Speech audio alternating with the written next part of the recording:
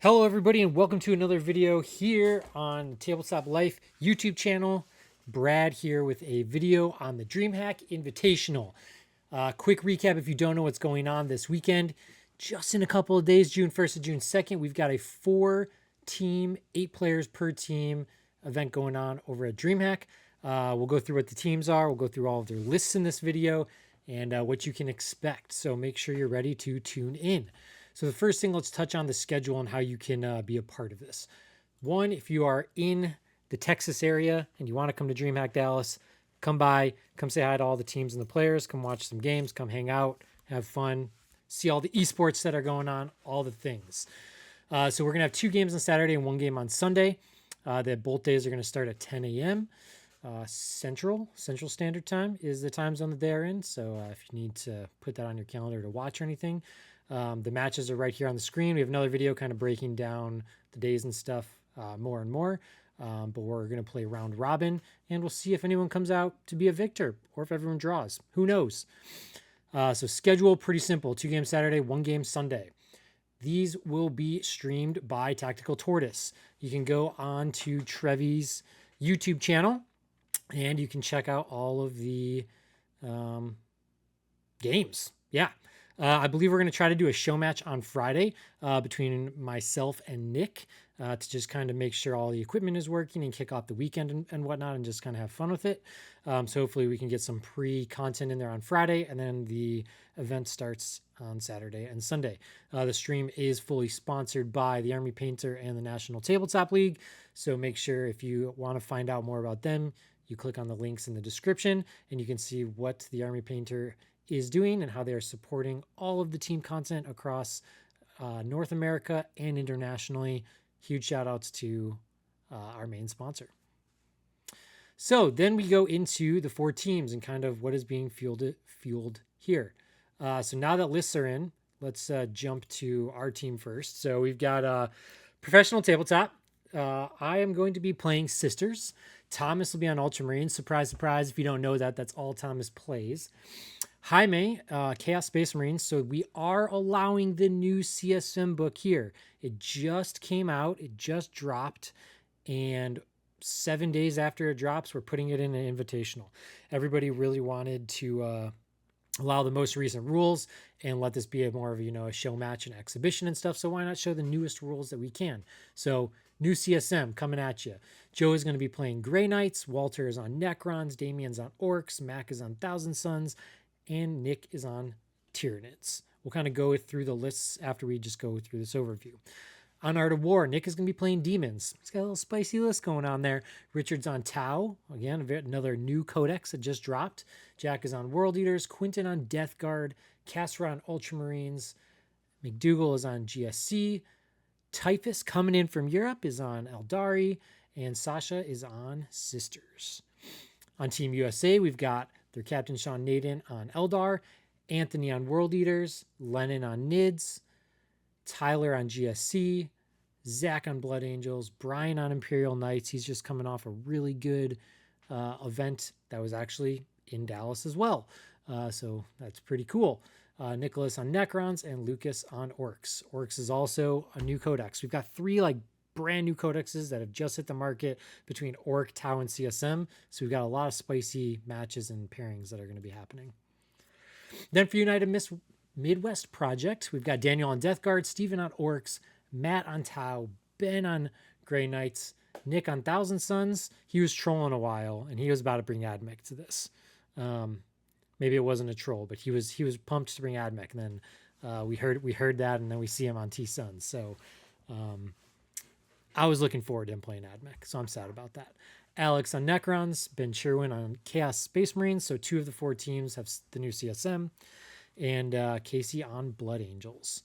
So now if we go into the list a little bit further so that we can kind of break down what each team comp is bringing, and remember this is teams with pairings and everything. This is not a singles list, so you might see some all-around lists. You might see some skewed lists.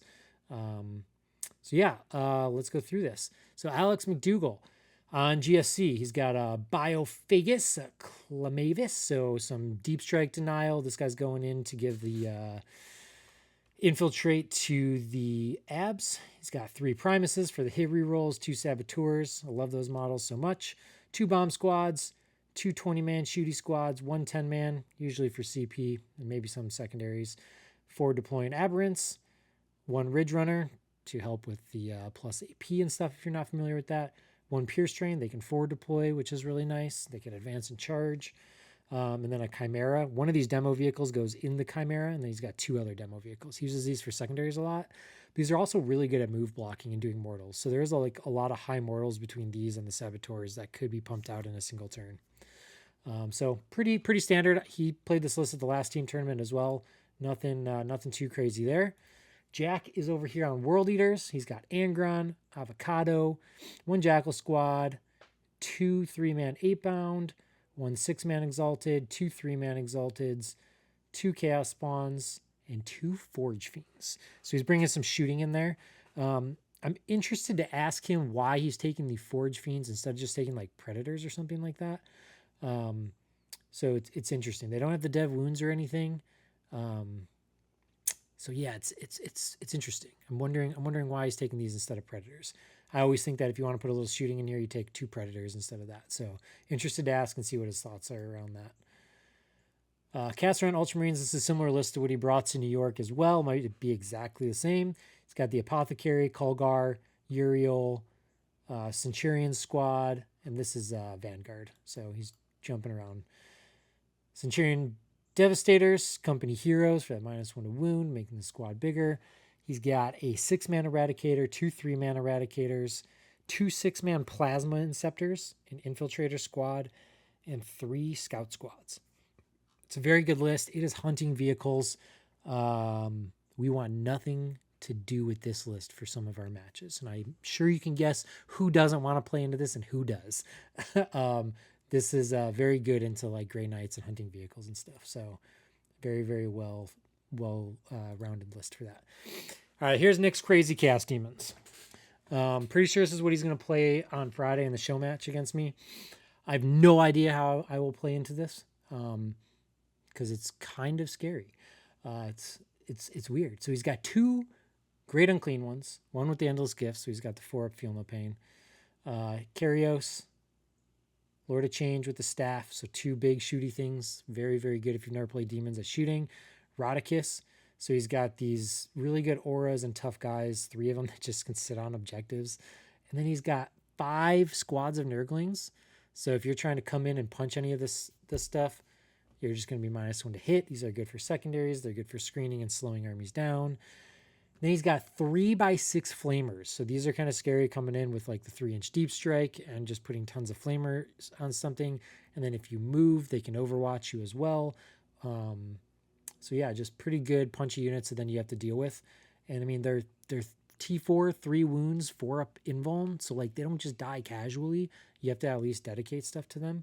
And he's got a unit of Flesh Hounds, probably just for secondaries and stuff like that. I would assume they'll be in Deep Strike. So overall, it's a very cool list. I like it. It's got shooting, no Bellacore.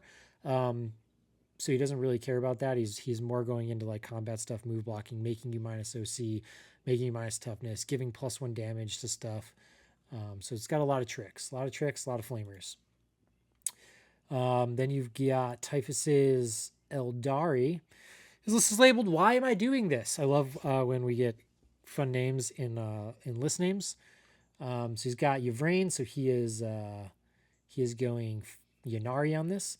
Squad of Storm Guardians, 2 Dark Reapers, 2 Shadow Specters, 1 Striking Scorpion, 3 D Cannons, 2 Swooping Hawks, 3 Warp Spiders, 2 Reavers, 3 units of Scourges, 2 with Haywire, 1 with Dark Lance.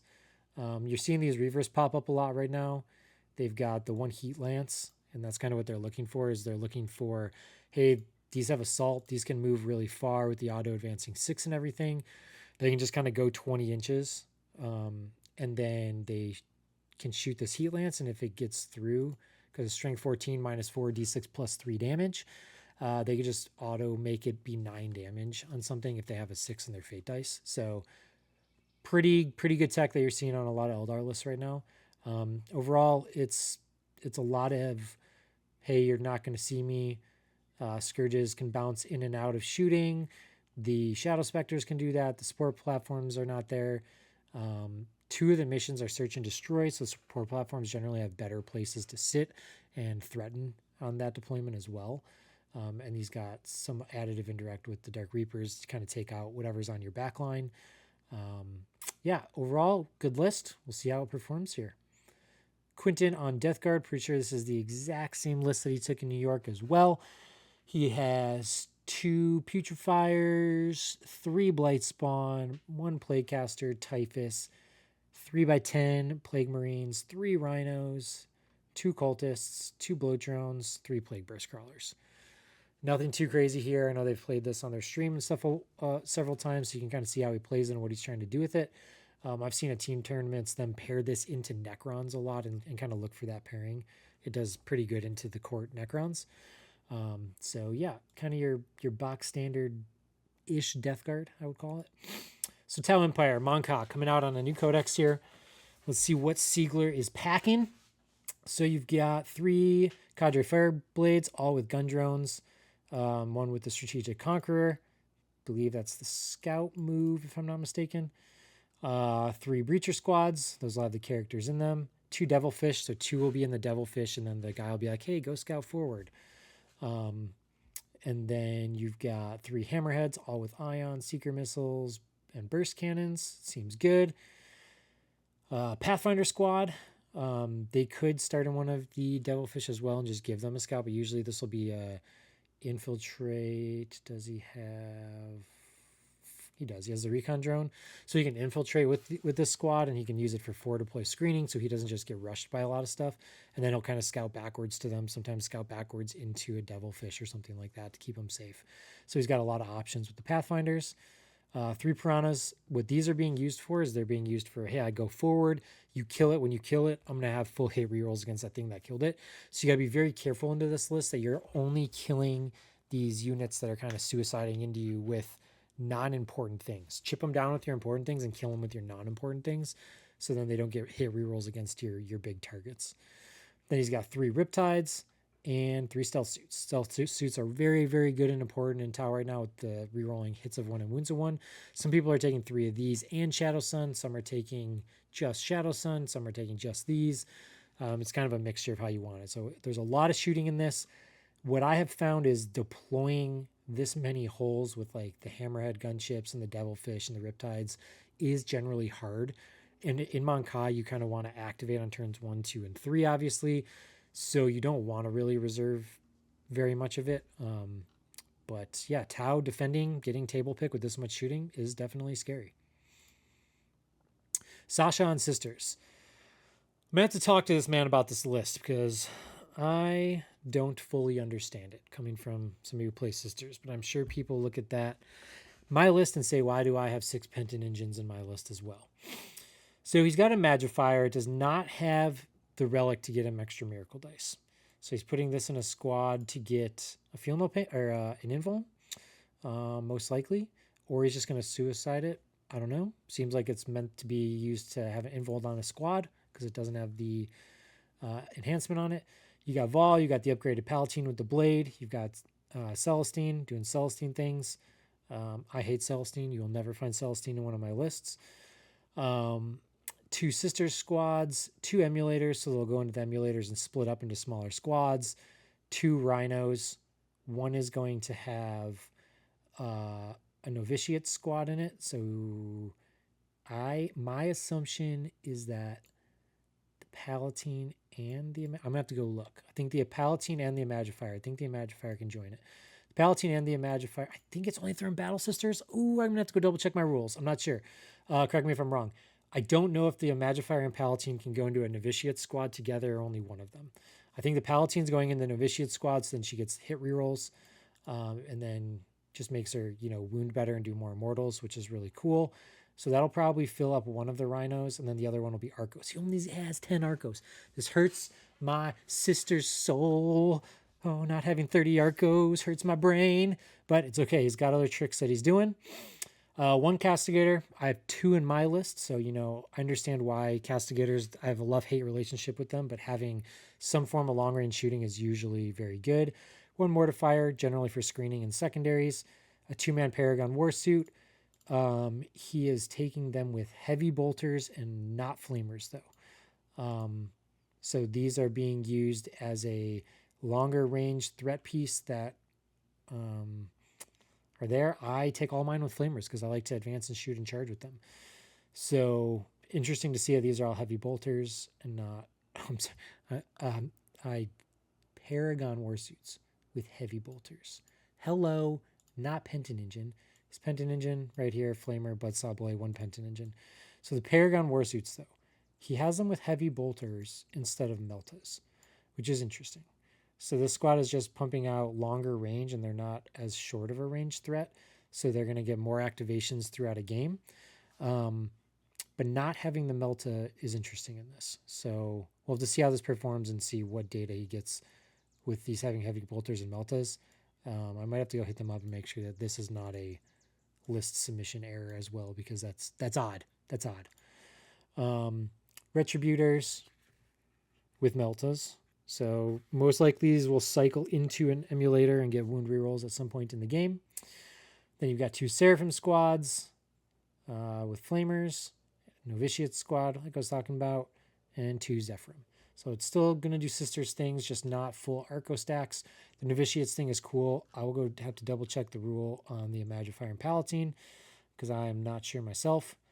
And I'm going to make sure that they actually want heavy bolters here because never seen it. So I don't know. All right, well, we'll find out. So yeah, we'll just go right into my sisters list and kind of what I'm doing here. So I've got Junith. The way that I play my sisters, I CP spend all the time, and I like to go into a lot of combat armies. So I like to be able to save up really fast to have an interrupt and a fight on death or a suffering sacrifice. So I really like Junith. I like her for my backfield holding. And then I've got Vol with her squad. I do 1 Rhino and 30 Arcos, and I kind of cycle them in and out. 2 Castigators. 3 always feels like too much. 1 never feels like enough. So 2 generally feels like it's a good middle ground. 1 Crusader because I had points for them and they're just never good or never bad to have. Paragon Warsuits with the Meltas and the grenade launchers. And then I do 3x2 Penton Engines, all with Flamers and Buzzsaw Blades. I love these. These are my favorite unit in the Codex. Advancing and shooting their Flamers, overwatching with their Flamers. They're all twin linked. Tank shock, twin linked attacks in combat. Their fighting on death is great because then they're hitting on 3s. I just love them all around. They're great. Feel no pains are never bad. I got 3 Seraphim squads, all with Flamers, and 3 Zephyrim squads. So a lot of MSU and move blocking with a lot of combat threat as well. Damien, he is our Orc player. So we chose to stay on the Warhorde for this one, but a little bit different of a list. So he has a Beast Boss with Cunning and Brutal, another Beast Boss on Squig, Snickerdoodle, Maz, War Boss, Weird Boy, Zadgrad, maybe I'll say his name right. So he's got a gazillion characters, a million things. So then he's got 2 Beast Snagga boys that will live in trucks, 1 20-man boy with the Weird Boy and a War Boss for teleporting around and doing stuff. He's got 20-man Gretchen with their Scout. One thing that's interesting is they say they scout 9, but their movement is only 6, so it's kind of weird. So they actually only scout 6. Interesting thing to note. But these are really good on turn 1 to just go touch and move block a lot of things. Really, really cool. We like it. Then he's got a 6-man Squig Hog and a 3-man Squig Hog. So a little bit different. It's not the Green Tide you've been seeing. It's not Bully Boys. Chose to stick with the Warhorde. CSM. All right, brand new codex that came out. We did so much list building and iterating on this list. We really wanted to take 3 Lord of Skulls, and we started with that, and we dialed it back to 2 and then to 1, and then we're like, just remove it. It has to first defend, and the terrain is so problematic for those things because they're so big to move. But Lord of Skulls are awesome. If you want to put a Lord of Skulls in a CSM list, definitely do it. They are really good. They shoot so hard. They fight so hard. They're awesome. We just iterated away from it, unfortunately. So he's got 3 Chaos Lords, one, all of them with enhancements. So one is going to reroll advances, one is going to have full hit and wound rerolls within 12 of the enemy's deployment zone, and one is going to have Scout. He's got 2 cultists, he's got 2 legionnaires with las cannons and all the fixings, 2 rhinos, 2 vindicators, 1 squad of chosen, 1 raptors, 3x10 warp talons, and 1 squad of nurglings. So the warp talons are very uninteractive. Raptors are really good for secondaries and move blocking. We chose them over bikes because they could go through walls. And on a lot of the boards we play on, they help with a lot of secondaries on turn 1, where bikes have to be in the open and might just die. Chosen's really good, so then he could pay to advance in charge and have chosen to advance in charge if he wants in a single turn. And 2 vindicators. We went through a lot of iterations here of having demon princes or Vashdor instead of one of the vindicators, and we just kind of kept iterating back to a second vindicator. But demon princes are very, very fun. They're super cool, and Vashdor is also very, very cool as well. Grey Knights. So Joe is packing here. He's got a Tech Marine, 3 Grandmasters, 1 with the Sigil, Kaldor Drago with 10 Terminators, 1 Strike Squad, 3 other Dread Knights, 1 Voidsman. So yeah, 6 Dread Knights, Terminator Brick. That's what he's doing. Just stat checking. Going for them big wins. We'll see if he can do it. Mac on T-Suns. It's a little off kilter T-Suns list as well. A lot of the lists that we do, we don't follow the meta most of the time. As you can kind of see, most of these lists are not exactly on meta, you can say. So he's got Armin, Exalted Sorcerer with Forbidden Lore, Infernal Master, Magnus, Thousand Sun Sorcerer with Vortex, Thousand Sun Sorcerer with the Crystal. You will notice that Forbidden Lore is on a Sorcerer and not an Infernal Master. I know. It's crazy. It's crazy. And then he's got 1, 2, 3, 4, 5-man rubrics, all flamers, Zanger Squad, a Vortex Beast, 5-man Terminator, 1 Cultist, and an Enlightened. Then on to Nick and his Tyranids. All right, so he's got 1 Eye, Neuro Tyrant, Winged Hive Tyrant Prime, Winged Hive Tyrant Prime, and he's doing Vanguard for this. He's got 2 Gargoyles, Hormigaunt, Biovore, Gene Stealer, 3 Neurolictors, 2 squads of Warriors. This is kind of his flavor that he likes. Some Von Ryans, 2 squads of them, and 2 Exocrines. So he's just got a little bit of everything and kind of pushes you into your corner if he goes first. Thomas's Ultramarines. He's got an Apothecary, a Captain, a Lieutenant in Phobos, Colgar, Uriel, Assault Intercessors, 3 Blade Guard, squad of Company Heroes, 6-man Eradicator, a Lancer, 6 Bolter Inceptors, Incursor Squad, Infiltrator Squad, Land Raider Redeemer, and 3 Scouts. So it's a little bit of everything. He's got punching, he's got shooting, he's got deep striking, he's got the Land Raider. It's very hard to explain exactly how his list functions because you just kind of got to watch him play it. Or I would sit here for like 4 hours trying to explain how his list works, and I ain't doing that. Walter's Necron. So Walter plays Awakened Dynasty. He's got Illuminar Xeras, Locust Lord, Plasmancer, Warden, Scorpex Lord, Technomancer. Boy, that's a lot of characters, and he can stand them all back up.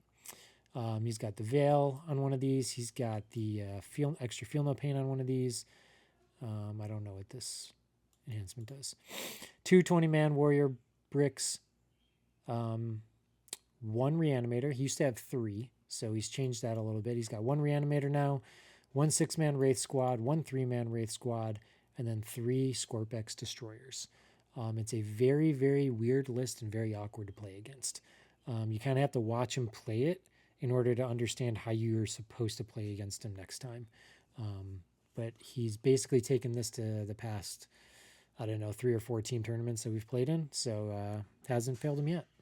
All right, we have 2 more teams to go. On to Team USA. Anthony on World Eaters. Pretty sure this is a list he's been playing for a while. He's got Angron, Avocado, Master of Executioner with Berserker Glaive, I guess it's a little different. He doesn't have the other character that he had in the past. 2 Jackal squads, Berserker squad, Rhino. So you got the Rhino, Berserker, Master of Executioner combo. Master of Executioner is still good, just not as slappy as it used to be. Then you've got 2 3-man 8 pounds, 2 6-man Exalted. So pretty simple list. Very good on 2 search and destroy missions. This thing can come at you fast. Scary list, scary pilot. It's going to be a hard one. Brian Jones on Imperial Knights. I believe he just got like best general or best overall at the GW Dallas Open with this exact list. So it's coming off a really, really good win. He's got Canis. If you don't know what Canis does, Canis is amazing. I love putting Canis in my sister's lists. He's got a Lancer Knight. So he's going to be able to give these Warglaives some advances and charges. Also just very good in combat. He's got a Crusader that can, jump deep stripe, can jump around one since it's shooty. So he's got a thermal cannon on it and Gatling cannon. 3 Warglaives, Assassin, and a Henchman. So nothing too crazy. 3 bigs, 3 littles. Clearly he knows what he's doing with this list. He's on Team USA. He just did great at Dallas. See what he brings into the teams. All right. Lennon is playing Nids. This is a Nids list that he's also been playing for a while, and he's been just smashing face with this list. I believe 2 weeks ago, he was down in Valdosta. He played against Walter on our team, and 15-5'd him, I believe, was the score. And Walter's usually one of our go-getters, so it was very good. He's got a Hive Tyrant, Neuro Tyrant, Old One-Eye, 2 Gargoyles, Hormagaunts, Biovore, Carnifex, so Carnifex Old One-Eye combo, 2 Extracans, a Lictor, 2 Malinceptors, 2 Neurolictors, and 2 Pyrovores. Just general, all-around, very, very good list that he's been doing great with in his invasion fleet. Lucas is playing some Green Tide. So new Orc Codex. First Green Tide we're seeing here. So he's got 2 Pain Boys. That's going to give the 5 of Feel Pains. He's got 3 War Bosses. Obviously, War Bosses are always very good. A War Boss in Mega Armor to go with some Mega Knobs. 2 Weird Boys. So 2 squads that can jump around. So then he's got 1, 2, 3, 4, 5 20-mans. And a 10-man. So if I had to take a guess, War Bosses are going to go with 20-mans. You'll have a Pain Boy in 2 of those. And then you will have a Weird Boy in 1 and a Weird Boy by itself. You might also just do 2 Weird Boys by itself. Weird Boy in a 10-man also isn't bad, so he's got a lot of options depending on the matchup. He's got 1 truck. Battle wagon. So a 20-man can be in a battle wagon. 1 squad of Gretchen, got to get that CP farm. 1 squad of Mega Knobs and a Storm Boy. So I would assume the Mega Knobs are in the truck because they are a 5-man. And then you're putting a 20-man in here, 2 20-mans that can jump around, cycle stuff in the battle wagon. A lot of options. Green Tide is good. Green Tide is thick. Nicholas is on Necrons. Oh, got an error there. All right, so he is on Court. He's got 3 Technos, Silent King, 3 Doomstalkers, 3 Scarabs, 3 Wraiths, a Deathmark, and a Flayed One. Flayed Ones are cool. They forward deploy, so that could give him like some move blocking, or like go and kill a small squad or something. I really like Flayed Ones. They're really cool. Otherwise, it's Canoptic Court. I mean, nothing too crazy. Silent King added in instead of some other stuff. What I love is taking Assassinate against this and just killing the Silent King's menors over and over again. I think it's funny. I think it's fun. Fun Assassinate points. But yeah, it's kind of cool. Nothing crazy from what we've seen. All right, Sean, coming back to Aeldari. Altark Wayleaper, Fate's Messenger. So not standing back up. This is, he's using this guy more aggressively. Fuegan, Incarn, Reaper. So we got the indirect. Rangers, 3 Skyweavers, so very good anti-tank into like Grey Knights and stuff like that. These are just going to put mortal wounds out and really burn down some Dread Knights. Swooping Hawk, Swooping Hawk, Swooping Hawk. 2 Warwalkers, very, very good for early threat. If you deploy bad, these are going to get you. And 3 Warp Spiders. So it's Eldar. Doing Eldar things. With Naden piloting it. Going to be scary. Tyler's on GSC. All right, so he's got a Jackal Alphys. Sniper rifle that is low up and stuff like that. Curious what he's using this for. If it's just screening, if it's trying to snipe out characters little by little.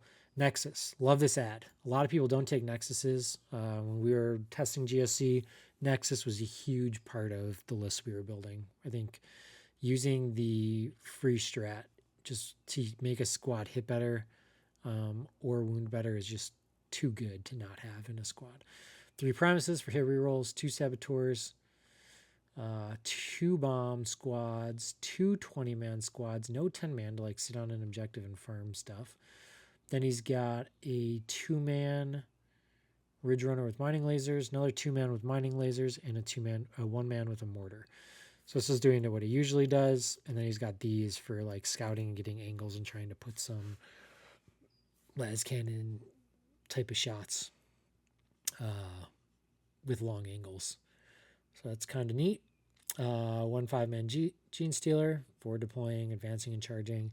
Then we go into allied units. So he's got Cadian. They got sticky objectives. Never bad. So he's going to just sit on his bad objectives, sticky it, and walk off probably. Or go forward and try to sticky middle.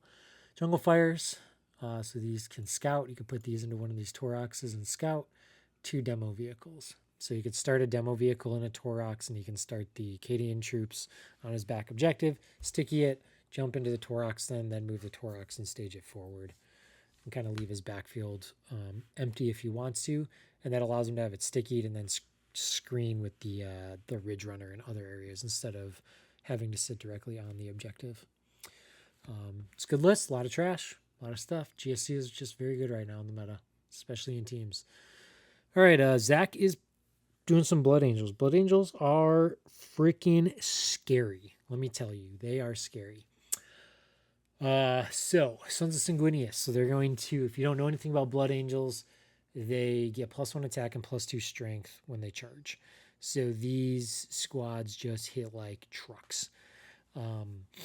He's got 2 captains, Chaplain with the jump pack, Liam Artis, gives a squad +1 to wound, and Sanguinar. So if you charge, this guy can just come in and be like, I'm in combat with you. I'm going to fight first, and I have 6 attacks. Not the greatest. And then he can spend a strat to make you only fight him and not fight his squad. So yeah, it's very tricksy. I love it. It's very tricksy. He's got 2 Assault Intercessor squads. These are going to be in a Land Raider, which you'll see later. And these will have the captains in them.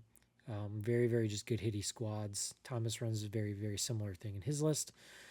Then you've got 3 Assault Intercessors with jump packs. Fast units, go through walls, allow them to play secondaries, allow them to charge stuff, allow them to punch stuff. They're just good because they get extra attacks and extra strength. Like, you just can't be mad about them. Then 2-man Death Company with Power Fists, not hammers. So something interesting to note there. They also have Inferno Pistols. These just hit like trucks. They come in and they just smash stuff. Very, very hard. Infiltrator Squad, Land Raider for those 2 squads, and then 3 Scouts. Very aggressive, very good with the 2 Search and Destroy missions that are going to be played. It's a scary list. It's got a lot of punch in it. All right, last but not least, United Midwest Project, starting with Alex. He's on Necrons. We've got another form of Canoptic Court. You've got 3 Plasmancers, 3 Technomancers, Luminar, 3x5 Immortals, 2 Single Destroyers, 3x6 Wraiths, 3 Doomstalkers. It's your kind of copy pasta court. You know, some armies can deal with it, some armies can't. It's a very, very good at blunting scores of armies because it is just hard to deal with, and it can score and hold primary. Even more aggressive on the Search and Destroy missions. So you can't be mad about it. Ben Sherwin taking up CSM. So this is going to be a second CSM. Let's see how he kind of compares. So he's got 2 Lords, one with the rerolling hits and wounds within their deployment, one rerolling advances.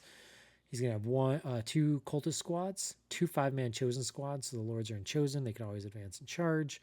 Two 10-man warp talons, one 5-man warp talon, one 3-man bike with meltas, 3 predators, 2 vindicators, and 1 rhino. So the chosen will be in 1 rhino, so you can kind of know where they're going to come from. He's got threat ranges. I think that this is too many tanks on the search and destroy with how the table layouts are. So I would expect 2, if not 3 of these tanks to start in reserve. It's generally a little hard to deploy on the search and destroy deployment on these tables and be able to get valuable angles. So reserving them goes a long way. So we'll see kind of what he does in play here. But yeah, it's a well-rounded all-around list. It's got a lot of the stuff you're seeing right now from the CSM with the Chosen, with the Chaos Lords. We just went with Legionnaires instead of that so we can get an extra squad. And we were valuing the full in on the Warp Talons. And he just went a little less on them. But Warp Talons are freaking nuts right now. So it's going to be a very, very good CSM list. If you have not played against CSM, you can get got by all of their tricks so fast. It's also Renegades. So both CSM lists are Renegades. Then we go into Grey Knights. 2 Tech Marines, Grandmaster with Sigil, Grandmaster with Wraith. 1, 2, 3. 3 Land Raiders. So he's doing triple Land Raider with 5 Dread Knights. 2 Tech Marines. Seems good. We tested this a lot ourselves, actually. What we found is when you go all in with the stat check, if you get paired up against something that can handle this stat check, it goes really bad for you. So this is a very important list for them to get the pairings correct on, or this list can get smashed pretty hard. But it is a good stat check list. It is good. We iterated through that. They have Blood Angels as well. So they've got a Chaplain, Chaplain Jump Pack, Chaplain Jump Pack, Chaplain Jump Pack, Rhino, Assault Intercessor with Jump Pack, Assault Intercessor Jump Pack, Assault Intercessor Jump Pack, Predator, Ball Predator, Ball Predator. Then we've got 2 5-man Death Company on foot, 2 10-man Jump Packs, 1 5-man Jump Pack. So a lot more Death Company in this list. And then 3 Scouts. So no Land Raider. They went with more Death Company instead of the Land Raider and Assault Intercessor combo. And then lots of Chaplains to keep everything in auras and get all the buffs. So it's going to be really good at bringing big things down. Daniel Sanson's on Death Guard. This is the exact same list as Quinton. So 2 Putrefiers, 3 Blight Spawns, Plaguecaster Typhus, 30 Marines, 3x10, 20 Cultists, 2x10, 2 Bloat Drones, 3 Plague Burst Crawlers, 3 Rhinos. So 2 of the exact same Death Guard lists coming into this tournament. Then we got Matt Estrada on Tau. His Tau's a little different. So you've got Monka again. So Assault Lethals turn 1, 2, and 3. Very good, very fast. His only character is Commander Shadowsun. All right. So he does not have Cadre Fireblades in these Breacher squads. Not extra shots, nothing. That makes these not hit even close to as hard. You're missing all the shots. You're missing, 10, 11, 12, 13, 14, 15. Like 17 shots, I believe. Maybe more. So that's just a lot of missing shots that you could have on this, right? So it's interesting that there's no cadre supporting these. 3 ghost skills. I love ghost skills. I think they're really hard for people to deal with. Them being loadout, being able to infiltrate, being able to mitigate 2 damage is great. They're just overall really good. Then he's got 2 hammerheads with ions, 2 piranhas, 3 riptides, 2 with ion, 1 with burst, 1 skyray gunship, 2 devilfish. So again, this is atrocious to try to deploy. This is it's so many things to try to deploy. Luckily, these forward deploy, so you have wiggle room there. But it is a lot of stuff to try to deploy in a deployment zone and be able to not get shot. A lot of shooting, assuming they will first defend this. And if they first defend this, they will have table pick. They will pick a more open table, and they will wreak havoc on their opponent. So it's not bad. But you will notice there's no stealth suits here. He is just going, okay, Shadowsun, bubble up with my Riptides and my Hammerheads. and just give them reroll hits of 1. But yeah, I mean, there's nothing. The 2 breachers are the only thing with marker drones. So yeah, I mean, just a little limited on that. It's interesting. Going raw firepower and less like playing into how the army hits a little bit better. Nick Heaver, 1,000 Suns. All right, let's see what we've got going on here. We've got Exalted Sorcerer on a disc, Infernal Master, Vortex, Infernal Master, Sorcerer with Forbidden Lore. Yeah, he knows.